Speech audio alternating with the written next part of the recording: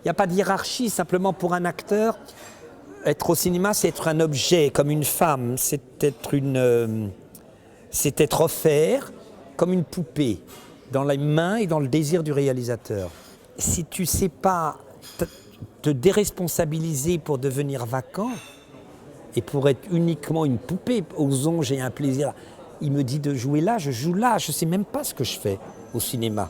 Je pense que c'est légèrement somnolent qu'il faut arriver.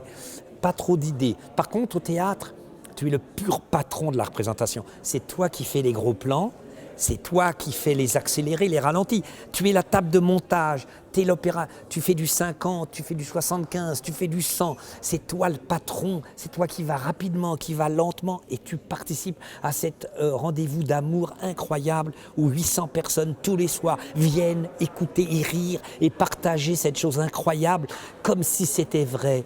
Parce qu'ils savent bien que c'est pas vrai pourtant. Quand j'entre et que je dis Nathalie, Nathalie, ouh, Nathalie, tu es là, hein, oui, je suis rentré, j'ai couru, je viens juste de rentrer, ça va, oui. Tu as l'air de bonne humeur, chérie. Oh, je suis pas de bonne humeur, je suis d'excellente humeur. Pourquoi ils y croient? Pourquoi ils croient à ça? Parce que c'est pas vrai. C'est te mentir vrai dont parle Cocteau. C'est cette phrase dont je vous parle tout le temps. C'est comme si c'était vrai. L'homme ne sachant pas quand il va mourir, ne comprenant rien fondamentalement au pourquoi il est là, je vous ai dit en citant Claudel, il va au théâtre. C'est étonnant le théâtre. C'est un rendez-vous d'amour où, comme disait Bouquet, où 800 personnes vont jouer. Parce que c'est eux qui vont jouer, c'est pas toi. Un acteur jeune, un acteur trop en forme, il veut jouer, mais c'est pas toi qui dois jouer, c'est eux. C'est les 800 qui ont payé 50 ou 60 euros.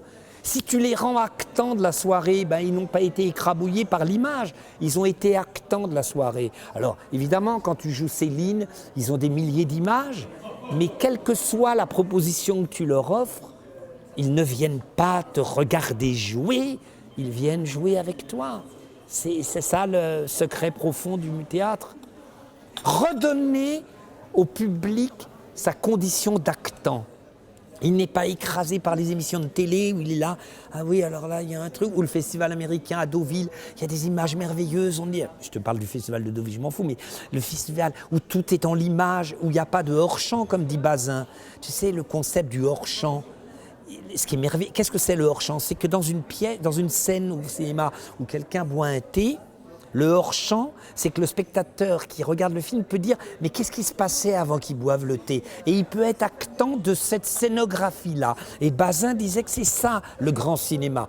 Le cinéma américain, il n'aime pas le hors-champ. Il veut que tout soit montré. Alors avant, il a été couché avec une gonzesse, on l'a vu, il s'est habillé, il est descendu dans l'escalier et il boit et tout est montré. Et la supériorité du théâtre, c'est que peut-être que le spectateur peut faire son travail